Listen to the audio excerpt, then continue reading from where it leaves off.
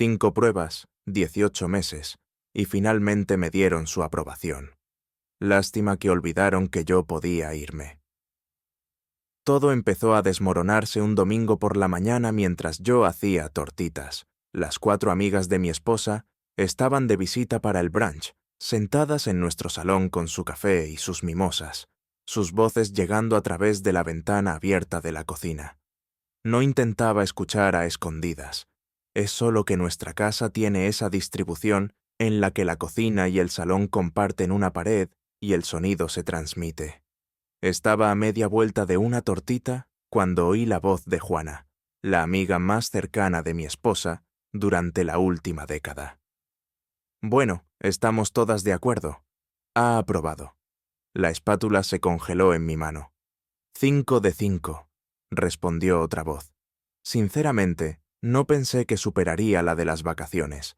Mi cerebro empezó a catalogar referencias mientras yo seguía allí de pie con la tortita quemándose lentamente en la plancha. Lo del ascenso fue la verdadera prueba, añadió una tercera voz. Podría haberse amargado mucho con eso. Lo doy por cerrado, dijo Juana con rotundidad. Es un buen partido. Definitivamente debería quedarse con él. Luego la voz de mi esposa, más baja que las demás, insegura. ¿De verdad lo creéis, chicas? Absolutamente. Has encontrado a uno bueno. Tiene madera de marido. Me quedé allí con la masa goteando de la espátula. Mi mente repasaba a toda velocidad 18 meses de matrimonio, viendo de repente todo desde una perspectiva diferente. Vacaciones, ascenso, 5 de 5. La frase debería quedarse con él resonaba en mi cabeza como el veredicto de un tribunal invisible. Terminé la tortita. La memoria muscular se hizo cargo. Emplé todo el lote, las dispuse en nuestra bonita bandeja de servir con las fresas y la nata montada, y entré en el salón como si nada hubiera pasado. La conversación se detuvo en el instante en que aparecí. 5 rostros se giraron hacia mí y vi cómo la expresión de mi esposa cambiaba de relajada, algo cercano al pánico en el espacio de un latido. Coloqué la bandeja con un cuidado deliberado justo en el centro de la mesa de café. Hice contacto visual directo con mi esposa. Hablé en el mismo tono agradable que siempre usaba cuando recibía a sus amigas. Disculpad la interrupción, acabo de oír algo interesante desde la cocina. Dejé que el silencio se prolongara durante exactamente 3 segundos, lo suficiente para ponerlas incómodas. 5 pruebas, 18 meses y finalmente habéis decidido que soy un buen partido. La taza de café de mi esposa se detuvo a medio camino de su boca. El color desapareció de su rostro como si alguien hubiera quitado un tapón. Sus amigas de repente encontraron sus regazos fascinantes. Felicidades por aprobar vuestra evaluación sobre mí, y continué con la voz todavía perfectamente tranquila. Luego me di la vuelta y regresé a la cocina dejando las tortitas atrás. Oí el silencio incómodo, luego el raspado de una silla, pasos, la puerta de la cocina cerrándose, mientras mi esposa me seguía separándonos de su audiencia. No es lo que parecía.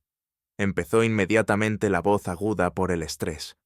Yo estaba en el fregadero enjuagando la plancha. No me di la vuelta. ¿Cuál fue la de las vacaciones? Lo estás sacando de contexto. ¿Qué fue lo del ascenso? Todavía sin mirarla. Solo intentaban apoyarme. Cerré el grifo, me giré para mirarla. ¿Cuántas pruebas exactamente? El silencio se alargó. Simplemente esperé. Había aprendido hace años que el silencio incomoda a la gente lo suficiente como para que lo llenen, generalmente con la verdad. 5, susurró. Finalmente, asentí lentamente, procesando 5 ocasiones distintas en las que tú y tus amigas manipulasteis situaciones para evaluar mi valía como marido. No era una pregunta, era una afirmación. Háblame de ellas, de todas. Y lentamente, dolorosamente, como sacar una muela, la verdad empezó a salir. La primera prueba había sido a los 4 meses de nuestro matrimonio, la hospitalización de emergencia de su madre. Recordaba aquella noche vívidamente el teléfono sonando a las 6 de la mañana. Su voz, presa del pánico, diciendo que su madre estaba en el hospital. Pensaban que podía ser el corazón. Yo tenía una presentación importante en el trabajo esa mañana, de las que podían marcar el éxito o el fracaso del primer trimestre, pero inmediatamente abrí páginas de reserva de vuelos mientras ella hacía la maleta. «Te saco el billete», le había dicho. «Ve a hacer la maleta. Te llevaré al aeropuerto. Pero tu presentación se puede reprogramar. Tu madre no puede esperar». La llevé al aeropuerto a las 4 de la mañana. Me quedé hasta que su vuelo embarcó. Llamé a mi jefe desde el aparcamiento para reprogramarlo todo. Volví a casa y pasé el día muerto de preocupación por una mujer a la que había llegado a querer como a mi propia madre. Resulta que eran pruebas rutinarias. No había nada de emergencia en ello. Su madre estaba bien. Había estado bien. Todo el asunto fue deliberadamente exagerado para ver si yo la haría sentir culpable o la apoyaría por irse durante una semana de trabajo importante. «¿Tu madre estaba en el ajo?», pregunté. «No», dijo mi esposa rápidamente. «Realmente estaba en el hospital. Simplemente no era tan grave como lo hice sonar. Así que mentiste sobre la salud de tu madre para probar mi reacción».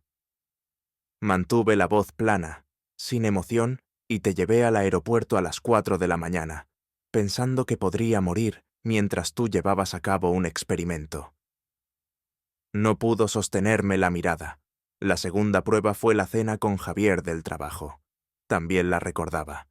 Había llegado a casa un martes mencionando casualmente que Javier estaba pasando por problemas de pareja y le había preguntado si podían cenar juntos para hablarlo. Solo ellos dos. La animé a ir. Le dije que se tomara su tiempo. ¿Qué esperaba que Javier resolviera sus cosas? La cena se alargó hasta medianoche. No me escribió mucho durante la cena. Yo no se lo pedí. Cuando llegó a casa, le pregunté qué tal había ido, si Javier estaba bien. Eso fue todo. Lo que no sabía era que sus amigas estaban monitorizando nuestro intercambio de mensajes en tiempo real, comprobando si yo le reventaría el teléfono a mensajes de celos, cronometrando cuánto tardaba en responder, analizando si sería pasivo-agresivo cuando llegara a casa. Había aprobado por estar seguro de nuestra relación, por confiar en ella. «Javier era real», dijo mi esposa a la defensiva. «Realmente tenía problemas, pero tus amigas sugirieron que lo usaras como una oportunidad para probar si me pondría celoso. Terminé por ella». Asintió desdichada. La tercera prueba fue el viaje a Cancún, las vacaciones de chicas que se habían programado durante la semana de mi cumpleaños. Recordaba que mi esposa lo mencionó claramente emocionada por el viaje, pero nerviosa por las fechas. «Los vuelos son una ganga», había dicho. «Los hoteles ya están reservados, pero es la segunda semana de marzo que incluye mi cumpleaños». «Deberías ir», le dije inmediatamente. «Los cumpleaños son todos los años. ¿Cada cuánto tienes la oportunidad de ir a Cancún con tus amigas?» Se sintió aliviada, agradecida. Habíamos celebrado mi cumpleaños el fin de semana antes de que se fuera, y había estado bien. Genial. Incluso lo decía en serio, cuando dije que los cumpleaños no eran para tanto. Lo que no sabía era que habían elegido deliberadamente la semana de mi cumpleaños, que todo estaba diseñado para probar si sería controlador con el dinero o su tiempo, si la haría sentir culpable por priorizarse a sí misma. «Dejaste que lo programaran durante mi cumpleaños».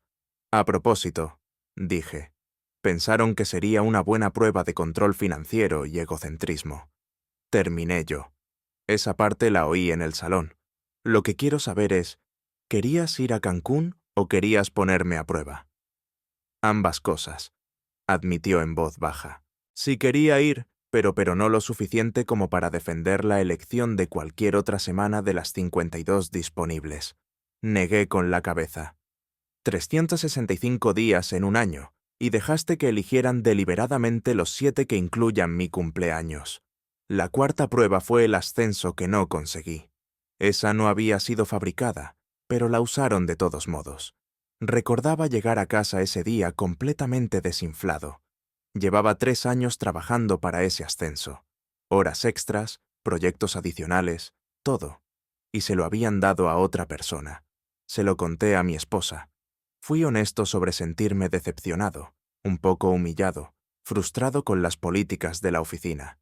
Ella había escuchado, me había apoyado. Lo procesé durante el fin de semana y seguí adelante. No dejé que envenenara nuestra vida familiar ni me amargara. Lo que no sabía era que ella había estado tomando notas, documentando mi gestión emocional, informando a su comité sobre cómo manejaba el fracaso. Puntuaste mi respuesta a una de las peores decepciones profesionales de mi carrera. Dije en voz baja. Yo solo estaba procesándolo. En una escala del 1 al 10, calificaste mi madurez emocional, mientras yo te confiaba que me sentía como un fracasado. Empezó a llorar. No sentí nada. La quinta prueba fue la peor. Los comentarios de su hermano en la cena familiar de hace 2 meses. Recordaba esa noche claramente. Habíamos estado en casa de sus padres. Su hermano estaba de visita desde otro estado. Durante la cena, la conversación giró hacia las carreras profesionales. ¿Sigues en la misma empresa?, había preguntado su hermano. ¿Cuánto hace ya? 6 años. 6 años había confirmado.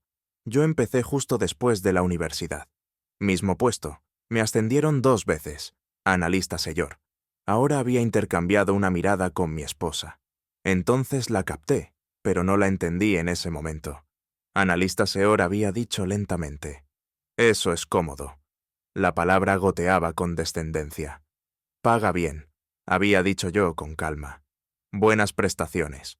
¿Me gusta el trabajo? Claro, claro. Pero, ¿no piensas nunca en algo más grande?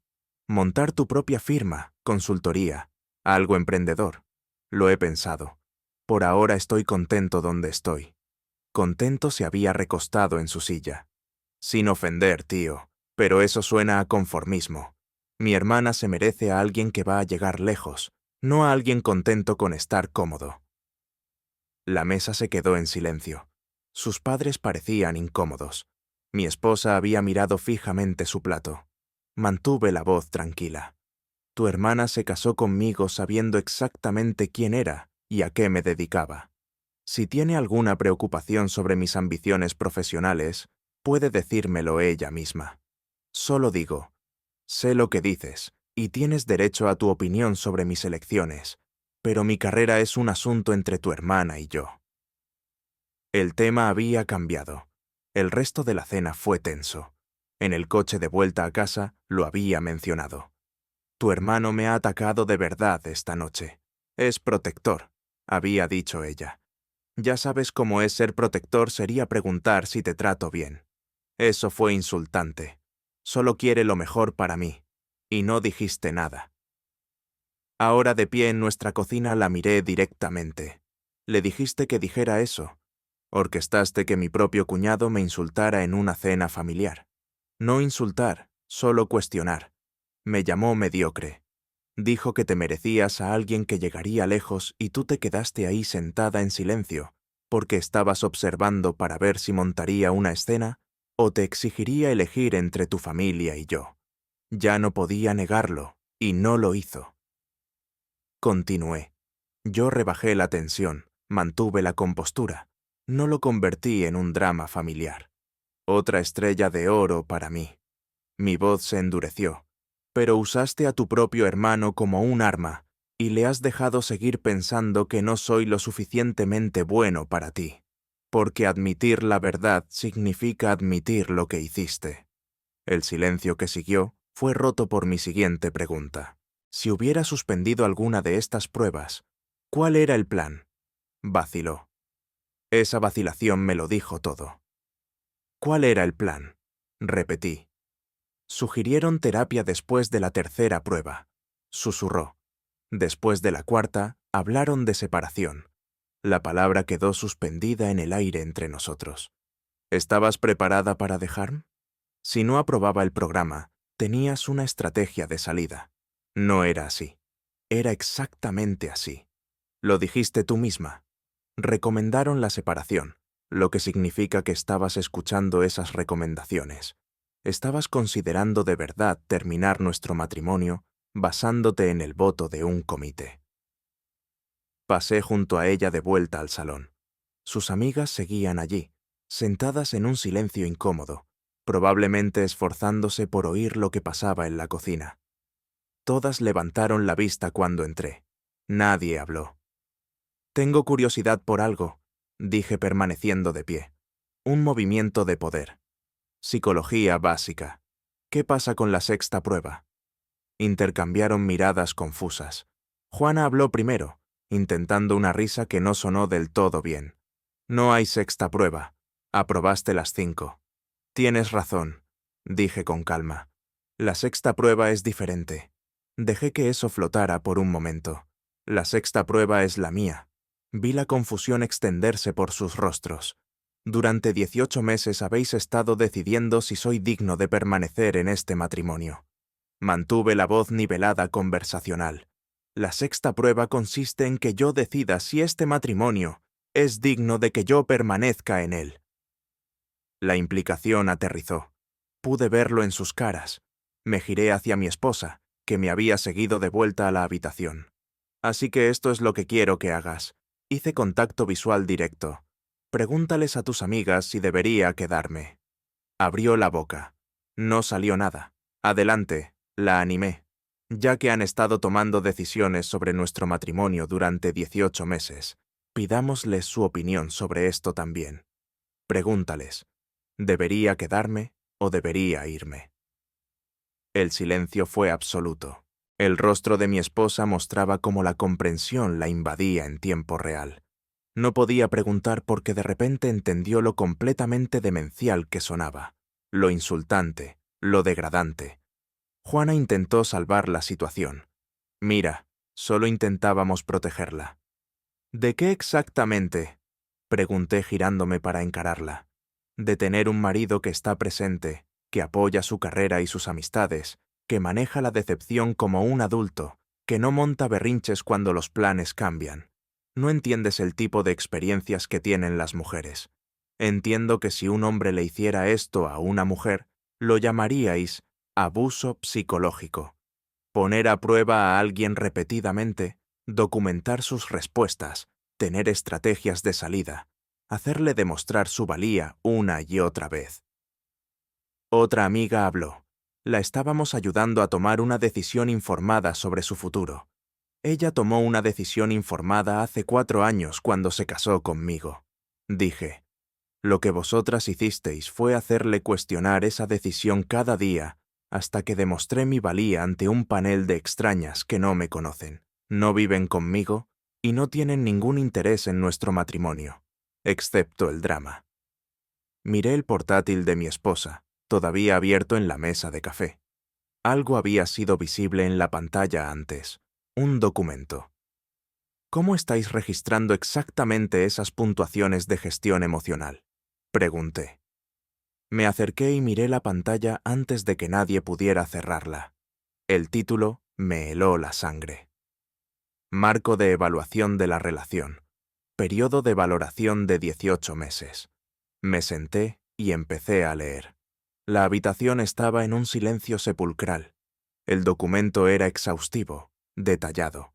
Cada prueba listada con fechas específicas, escenarios fabricados, resultados de comportamiento deseados. Mis respuestas reales documentadas palabra por palabra. Puntúas en una escala de 10 puntos en múltiples categorías. Compatibilidad financiera, 9 décimos.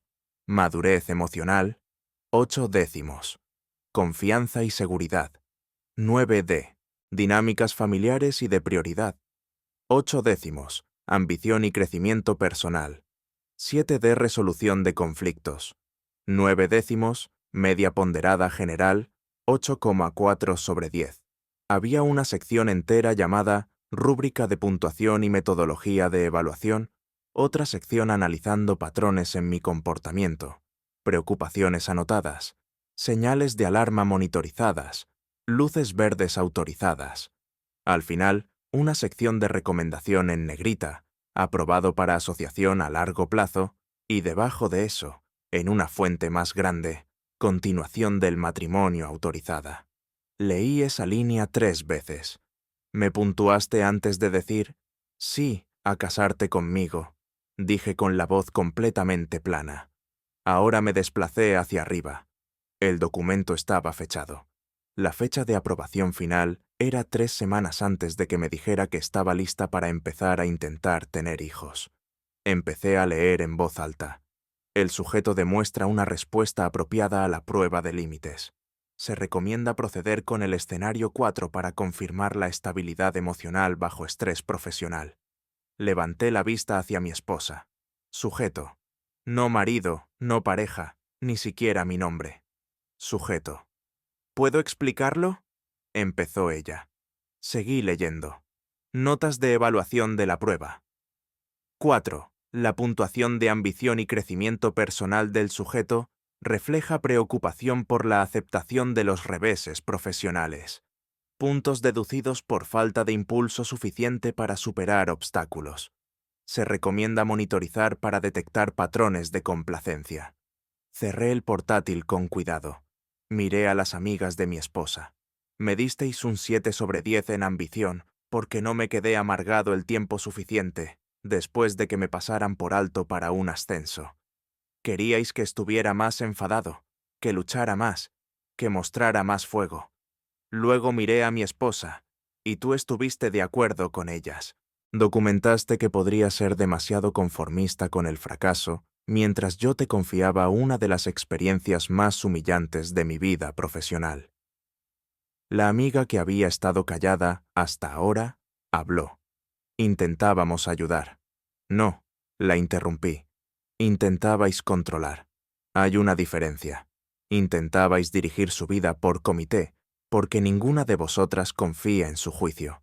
O quizás porque no confiáis en el juicio de nadie. Sea como sea, tomasteis mi matrimonio y lo convertisteis en vuestro experimento de psicología personal. Me levanté. Creo que es hora de que todas os vayáis. Solo queremos hablar de esto, empezó Juana. No sois bienvenidas en esta casa nunca más, dije con calma. No sois bienvenidas en mi matrimonio nunca más. Caminé hasta la puerta principal y la abrí. Si quieres mantener estas amistades, le dije a mi esposa, lo harás en un lugar donde yo no esté, porque he terminado de ser evaluado por gente que ni siquiera ha intentado conocerme. Recogieron sus cosas en un silencio incómodo. Salieron una por una. Mi esposa se quedó congelada en el salón con lágrimas corriendo por su rostro. Cuando la última amiga se fue, cerré la puerta. No le dije nada a mi esposa, simplemente caminé hasta el despacho de casa y cerré esa puerta también. Pasé la noche entera en ese despacho. No dormí. Simplemente me senté en la silla mirando la pared, repasando 18 meses de matrimonio a través de esta nueva lente. Cada momento era sospechoso. Ahora, cada conversación, cada experiencia compartida, había sido algo de eso real o me había estado evaluando todo el tiempo. El día de nuestra boda había sido sincera en sus votos, o estaban condicionados a mi continuo buen comportamiento, a mantener mi media de 8,4, la compra de nuestra casa. Recuerdo que estaba emocionada con el barrio, el jardín, la cocina. ¿Era genuino o estaba probando mi toma de decisiones financieras, las conversaciones sobre formar una familia? Habíamos estado hablando de intentar tener hijos. El momento parecía adecuado, decíamos. Ambos estables en nuestras carreras, financieramente seguros, listos para el siguiente capítulo. Pero la autorización final en ese documento estaba fechada 3 semanas antes de que esas conversaciones se intensificaran. Había necesitado la aprobación del comité antes de aceptar tener hijos conmigo. La idea me revolvió el estómago. Alrededor de las 6 de la mañana, oí movimiento en la casa. Agua corriendo, café preparándose. Mi esposa tampoco había dormido. Salí del despacho para encontrarla en la cocina con aspecto de haber envejecido 5 años de la noche a la mañana. Ojos rojos, cara hinchada, manos temblorosas mientras servía café. He estado pensando en la 6ª prueba, dije. Se giró de golpe, el alivio inundando sus rasgos. Estaba hablando. Eso significaba que todavía había una oportunidad, pensó ella. Pude verlo en su cara. He decidido en qué debería consistir. Continué sirviéndome mi propio café. En si eres capaz de tomar una decisión sobre nuestro matrimonio sin consultar a nadie más. Lo que sea, dijo inmediatamente. Dime lo que necesitas. Lo haré. Voy a hacerte una pregunta. Tienes que responder ahora mismo, en este momento, sin tiempo para pensar, sin tiempo para escribir a tus amigas, sin tiempo para analizar, solo responder y lo que digas determinará lo que suceda a continuación. Asintió con tanta fuerza que pensé que se le rompería el cuello. Vale, pregúntame. En los últimos 18 meses, cuando te sentiste más conectada a mí. La confusión cruzó su rostro. ¿Qué? No entiendo qué tiene que ver eso con... Es una pregunta sencilla, dije con calma. 18 meses evaluándome, documentando mis respuestas, puntuando mi comportamiento. Seguramente recuerdas un momento en el que te sentiste verdaderamente conectada cuando te olvidaste de las pruebas y las puntuaciones y simplemente me amaste. La vi luchar. Su mente iba a toda velocidad. Podía verlo intentando pensar en la respuesta correcta, la que arreglaría esto. Pero ese era el problema. Seguía intentando encontrar la respuesta correcta en lugar de simplemente responder. El silencio se alargó.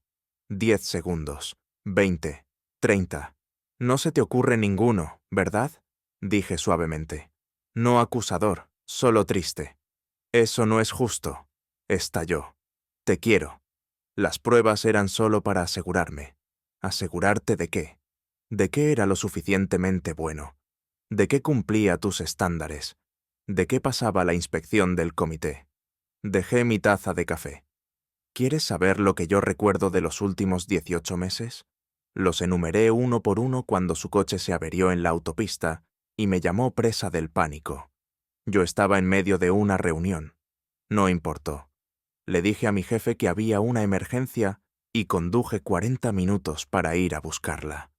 Cuando tuvo una intoxicación alimentaria a las 2 de la mañana, me quedé despierto toda la noche con ella.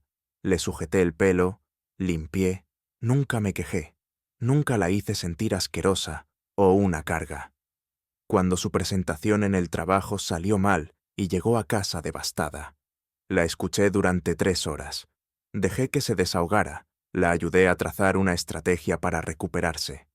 Cuando su abuela murió y no pudo hablar durante 2 días, simplemente la abracé. Me encargué de la logística, llamé a su jefe, organicé su permiso, la dejé llorar su duelo. ¿Fueron algunas de esas pruebas? Pregunté. ¿O fue simplemente tu vida sucediendo mientras estabas ocupada puntuándome? Se derrumbó por completo. Se dio cuenta de que ya no podía separar lo real de lo falso. Las pruebas lo habían envenenado todo. El timbre sonó alrededor del mediodía. No esperaba a nadie. Mi esposa abrió mientras yo estaba en la ducha. Cuando salí, había una mujer que reconocí vagamente sentada en nuestro salón. Una amiga de la infancia de mi esposa, alguien que había crecido con ella, pero que se había mudado por trabajo, alguien que no formaba parte del comité de evaluación. Me he enterado de lo que ha pasado, me dijo directamente. No estoy aquí para defenderlas. Estoy aquí porque anoche me llamó sollozando y lo que me contó me revolvió el estómago. Me senté, escuché, me explicó cosas que yo no sabía. El padre de mi esposa se había ido cuando ella tenía 8 años.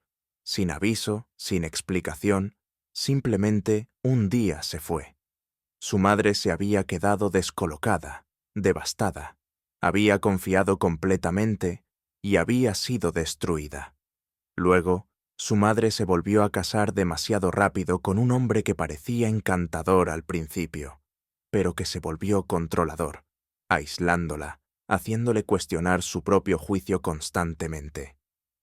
La hermana mayor de mi esposa se había casado joven a los 22 y se divorció a los 23 cuando descubrió que su marido tenía una tarjeta de crédito secreta con $40,000 de deuda y un problema con el juego que había ocultado por completo.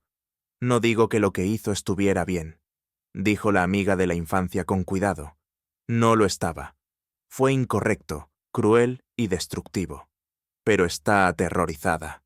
Esas amigas la convencieron de que confiar en su instinto es lo que hace que las mujeres sufran, que la única manera de estar segura es probarlo todo, documentarlo todo, nunca confiar plenamente hasta que alguien se demuestre a sí mismo más allá de toda duda. Así que la solución fue tratarme como una amenaza. Pregunté. Como un sujeto en un laboratorio. Asintió con tristeza. La convencieron de que todo hombre es una amenaza potencial hasta que se demuestre lo contrario. E incluso entonces, nunca puedes estar realmente segura. Así que sigues probando, sigues vigilando, sigues buscando grietas. El contexto no excusaba nada, pero complicó mi ira de una manera que no había esperado. Esa tarde, mi esposa vino a mí con el documento de evaluación impreso, sus 30 páginas. Lo había hecho pedazos, triturando cada página individualmente. Tienes razón, dijo entre lágrimas. En todo dejé que te convirtieran en un sujeto. Dejé que me hicieran dudar de lo que yo sabía. Traté nuestro matrimonio como un experimento científico, porque tenía demasiado miedo de simplemente confiar en que había tomado la decisión correcta. Se arrodilló literalmente delante de donde yo estaba sentado. Pero te lo digo ahora, sin preguntar a nadie, sin permiso, sin aprobación. No quiero una sexta prueba. No quiero que me evalúes. Quiero que me elijas de todos modos, a pesar de todo. Por favor, así no es como funciona esto, dije en voz baja. Me miró devastada. ¿Quieres que te elija de todos modos? Continué. Pero tú nunca me elegiste de todos modos. Me elegiste después de 18 meses de pruebas. Me elegiste después de documentación, puntuaciones y la aprobación de un comité. Me elegiste después de 5 ensayos y una media ponderada de 8,4 sobre 10. Me levanté. Ella permaneció arrodillada. Necesito tiempo, espacio, para averiguar si puedo estar casado con alguien que trata el amor como si necesitara ganarse, que piensa que la confianza requiere un periodo de prueba. ¿Cuánto tiempo? Susurró. Voy a alojarme en un hotel durante una semana, 7 días. En ese tiempo no quiero saber nada de ti, ni mensajes, ni llamadas, ni recados a través de amigos comunes, ni correos electrónicos, nada. Empezó a protestar. Esto no es un castigo, dije. Es espacio para los dos. Tú necesitas averiguar si puedes confiar en tu propio juicio sin un comité. Yo necesito averiguar si puedo volver a confiar en ti después de descubrir que nunca se confió realmente en mí en primer lugar. Y luego, ¿qué? Al final de los 7 días tendremos una conversación. Yo responderé a una pregunta. Quiero permanecer en este matrimonio. Tú responderás a una pregunta. ¿Puedes estar en este matrimonio sin ellas? Sin su aprobación, sin su opinión, sin su validación. Cogí mis llaves, y sea lo que sea que respondamos, tiene que ser completamente honesto, sin diplomacia, sin suavizar, solo la verdad. Me fui, me registré en un hotel al otro lado de la ciudad, puse mi teléfono en silencio. Los mensajes comenzaron inmediatamente. Día 1, 3:47. Te quiero. Lo vi, no respondí. Día 1, 6:23. Ya te echo de menos. No respondí. Día 1, 9:15. No puedo dormir sabiendo que estás leyendo esto, y no respondes. Puse el teléfono boca abajo. El segundo día comenzó con más mensajes. Había bloqueado a sus 4 amigas. Me mostró capturas de pantalla, pruebas de que había borrado el chat de grupo. Las había cortado por Lozano. Día 2, 8:3. La amiga 1 no para de llamar. No contesto. Día 2, 8:47. Dicen que estoy exagerando, que me manipulaste para que las dejara. Día 2, 9:15. Les he dicho que se equivocan, que te estoy eligiendo a ti. Leí cada mensaje. No respondí a ninguno. El tercer día rompió la regla. Día 3, 6:23. Por favor, solo dime que estás bien. Necesito saber que estás a salvo. Día 3, 7:15. No te pediré que hablemos de nosotros. Solo una palabra. Solo dime que estás vivo. Día 3, 8:01. Por favor. Miré mi teléfono durante 5 minutos. Luego escribí una respuesta. Día 3, 8:06. Eso no es lo que acordamos. Su respuesta fue inmediata. Gracias a Dios. Lo siento, no volveré a escribir. Lo prometo. Me arrepentí de haber respondido, pero al menos se detuvo. Los días 4 y 5 pasaron en silencio. Fui a trabajar. Funcioné con normalidad. Nadie notó que algo iba mal. Era bueno compartimentando. Día 4. Por la tarde me reuní con mi compañero de cuarto de la universidad para tomar una cerveza. Le conté una versión vaga de lo que había pasado. Escuchó, pidió otra ronda. ¿Todavía la quieres?, preguntó finalmente. Sí, dije sin dudarlo. ¿Confías en ella? Hice una pausa lo suficientemente larga como para que tuviera su respuesta. Entonces, ya sabes lo que tienes que hacer, dijo. ¿Qué es averiguar si el amor sin confianza es suficiente para ti? Porque para la mayoría de la gente no lo es. Día 5. Pasé por delante de una joyería. Me detuve, miré las alianzas en el escaparate, recordé cuando elegimos sus anillos. Había sido tan decidida ese día, probándose diferentes alianzas, sabiendo inmediatamente cuál era la correcta. Esta había dicho con certeza. Ya estaba planeando las pruebas entonces, o la duda vino después, plantada por amigas que querían hacer el bien, pero dañaron todo lo que tocaron. Día 6. Empecé a escribir cosas intentando llegar a una respuesta con la lógica. Lo que sabía me puso a prueba, lo documentó todo. Tenía una estrategia de salida. Involucró a otras 4 personas, usó a sus propios familiares, mintió sobre emergencias, orquestó conflictos falsos. Necesitó autorización para seguir casada. Lo que no sabía, ¿me amó alguna vez sin condiciones? ¿Era capaz de cambiar? ¿Se podría reconstruir la confianza? ¿Quería siquiera intentarlo? Me quedé mirando esa última pregunta durante horas. Día 7, domingo, una semana exacta. Dejé el hotel, conduje a casa. No le avisé de que llegaba. Estaba esperando en el salón. La casa estaba impecable. Había estado limpiando obsesivamente, por lo que parecía. Flores frescas en cada superficie. Nuestra foto de boda, que normalmente estaba en una estantería, ahora se exhibía prominentemente en la repisa de la chimenea. Nos sentamos uno frente al otro. Ninguno habló durante 1 minuto entero. «Empieza tú», dije. Finalmente. Tomó una respiración temblorosa. ¿Puedo estar en este matrimonio sin ellas? Sí. Las bloqueé a las 4 el martes. No he hablado con nadie de ese grupo. Borré el chat de grupo. Las corté por lo ano. Hizo una pausa. Pero eso no es realmente lo que preguntabas.